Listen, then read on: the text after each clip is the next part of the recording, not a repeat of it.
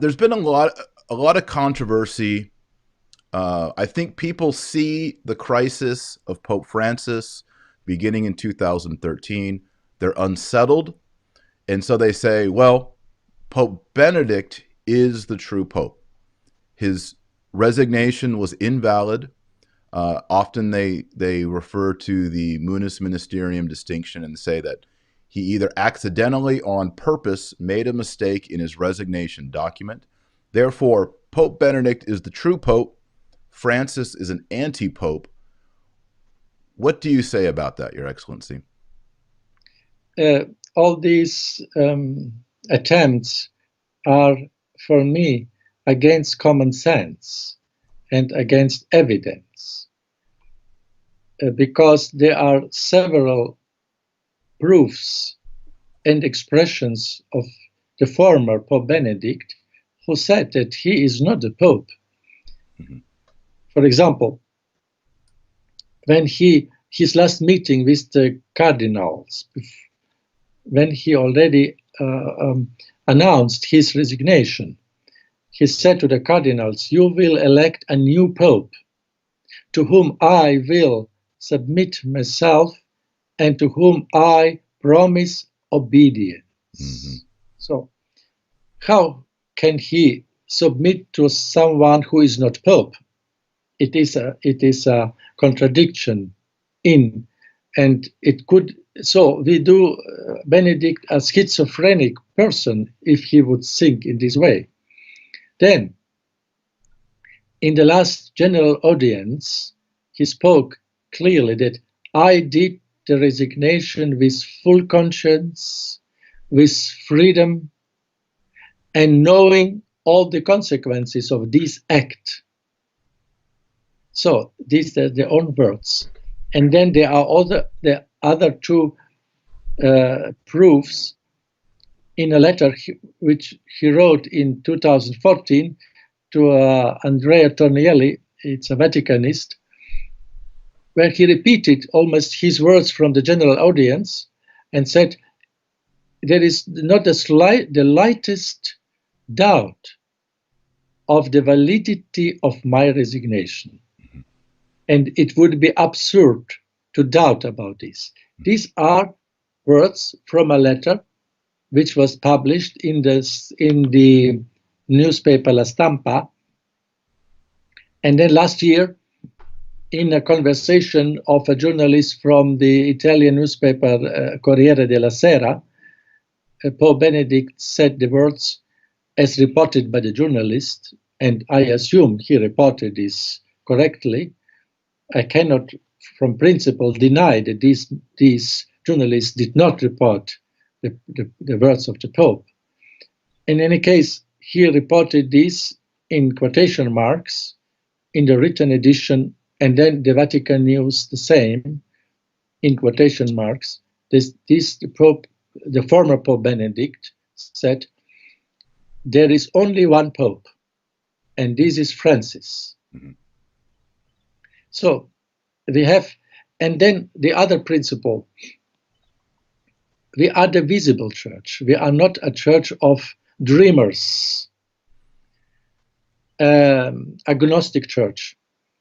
We are the real incarnational church, a visible church. So, and therefore, the superior has a kind of, the position of the superior has a kind of presumption of his validity. And then also the church does not judge about the interior intentions. We cannot see these, but judge on the words and acts, the exterior. And there are sufficient exterior words of the Pope, which he stated that he abdicated, he made a resignation with full conscience and with freedom. And independently how he behaves now, he is vesting as a Pope, he is giving the apostolic benediction, but this is another case. This is his behavior, but his official words are clear that there is only one Pope. And he also himself mentions, Pope Francis in the canon of the Mass. So, yes. Now I and saw. then he is not governing. He is not making no act of jurisdiction. So he is not naming bishops. He is not naming cardinals. If he would be a pope, really, Yes. if, for example, there is only one pope, as they say, Benedict, and not Francis, then all the bishops appointed in these 7 years are invalid bishops. Yes. Well, I Or guess they'd be real bishops, but not. They'd have no ordinary jurisdiction. No, I mean invalid because of jurisdiction, Yes, not of yes. the consecration. The consecration is valid, the ordination, but their jurisdiction is invalid. Right. And then that's a problem. And all the cardinals appointed by the Pope, now they are more than the half of the College of Cardinals appointed by Pope Francis. So Cardinal Müller would be not cardinal because he was appointed by Francis. Yes. And so on. It would be an absurdity. So we will go to the direction of the sedevacantists. Yes. And then let us say also all the practical consequences. If Benedict dies tomorrow, according to them, Pope Francis is not Pope. Yeah. So we will be without Pope. And then who will elect the new Pope? Who? Because more than the half of the College of Cardinals are not cardinals according to them, because they were appointed by Francis. It is impossible practically. The church cannot exist then, because, and I cannot imagine no one cardinal who was appointed before Francis who would convoke a conclave to elect the successor of Benedict when he tomorrow dies, for example. Yes. And then when Francis will still live and reign, let us say, 6-7 years. So we will be, according to their thesis, 6-7 years, sedevacantists, the entire church, right, without a pope. And this is against the divine constitution of the visibility of the church. Yes. So all these, the consequences of this thesis is going simply to absurdity. Absurdity. Yeah. Well, like you mentioned, if Benedict XVI, Ratzinger, right now is celebrating Mass, and in the Te Igitur, or whatever canon he's using, is saying the name Francis una cum, he's really the Pope. He is in schism with himself. How is that possible? Yes, exactly. It's a good argument.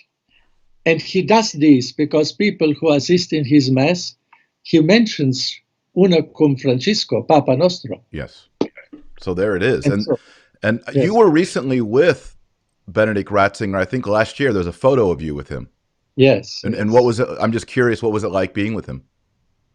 Yes, he was very sharp-minded, very conscious, even bodily frail. But he spoke with the entire group of our bishops from Central Asia. Very, how do you say? I would say I was on his side because I had to translate from. Yeah, you were speaking the German. German translating to the other bishops. And I was observing he was reacting so vigilantly, so consciously to every bishop. It was a proof that he is very sharp in his mind. And he said to me, because I was the first who came to him, they said to me, "You are German, you go first." And so I went to him first and I greeted him in German. And he suddenly said to me a phrase, I don't like to say this here now, but a phrase which is so personal to me, which only he could know about me. He spoke something about me in so a precise manner and directly in German that it was for me a proof that this man is very sharp-minded still, and he knows all what is going on. Yes. And therefore, the book which he wrote together with Cardinal Sarah on priestly celibacy, it is for me, I'm convinced he was doing this consciously and with his sharp mind. Yes. He was not in some way as as journalists said against Cardinal Sarah, that Cardinal Sarah abused him for his aims. No, I was a witness, at least in March last year, during the ad limina, that he was so, and so he reacted to other bishops the same. I was in his side, for example. And if he were still the Pope, I assume many of those bishops in that audience would have been appointed to their diocese by Francis, right? Yes. I mean, yes, they were. He would not. I mean, was there anything that would give one way or the other the pretense that he thought he was the Pope or didn't think he was the Pope in your meeting with him? I did not notice this. Right. He was simply a very kind, fatherly behavior, paternal behavior. And so, and let us say another hypothesis, if Pope Francis tomorrow converts radically and becomes a true zealous Pope, like Pius X, yes. Let us say, because God can do this. He is almighty. And conversions did happen in the history of the church. St. Paul converted Saul to Paul, and so on. If he converts and starts to expel the wrong teaching and to maybe make a dogma, proclaim a dogma, ex cathedra, let us say that the sacrament of the orders in all its three grades, diaconate, presbyterate, and episcopate, is reserved only for the persons of the male sex. If he would proclaim this ex cathedra, would these people who do not recognize him as Pope accept this dogma? A question. Yes. And if he would really fulfill his duty, then with all the zeal, would they accept him? My suspicion is most of these people are, like so many of us, wounded and are confused. These are very, you're a bishop, you're highly educated, you're multilingual, and we have to admit it's very complicated. And so for people, they just want certainty and they don't want to be afraid and they don't want to be confused. And I think for most people, this is the position. They don't want to be a full-out sedevacantist. And so the idea that Benedict is still the Pope is a comfort to them, and it maybe allows them to lead their life. But as you pointed out, the consequences of this position are very drastic. They're severe. Yes, you are correct, and I can understand. And in some way, it is mitigated factors, because really the confusion is so tremendous. I can understand this, but it is not. It is wrong. Even so, I have to say this is wrong, and a wrong way, because maybe ultimately hidden, these people are not accepting the cross, the tremendous cross of this pontificate, that we are now staying on Golgotha and seeing as our Mother Church is crucified with this tremendous confusion, with this papacy.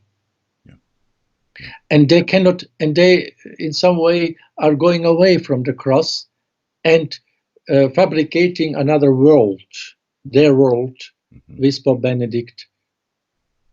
And so this is, for me, in some way, also a lack of trust that God is holding his church in the hands, that God will put an end to this trial also in his time. And these people should simply not too much concentrate themselves to the popes, I mean to the Pope, not necessary. They have the catechism, the traditional catechism. They know the faith. They have the Holy Mass. They have Jesus in the Eucharist. They can do good works. They can do penance and they can pray. They can spread the faith. Why should they daily look and be concentrated on the Vatican and Rome? It's not necessary. They can, in former times, people lived and spread the faith, even not knowing the name of the Pope. Mm-hmm. There were no television, there was nothing. But they were edifying the church with their life, with their faith. And so I would recommend this, my dear brothers and sisters. Abandon this absurdity of this thesis that Pope Benedict is still the Pope. This is completely a fantasy, and descend to the reality of the cross,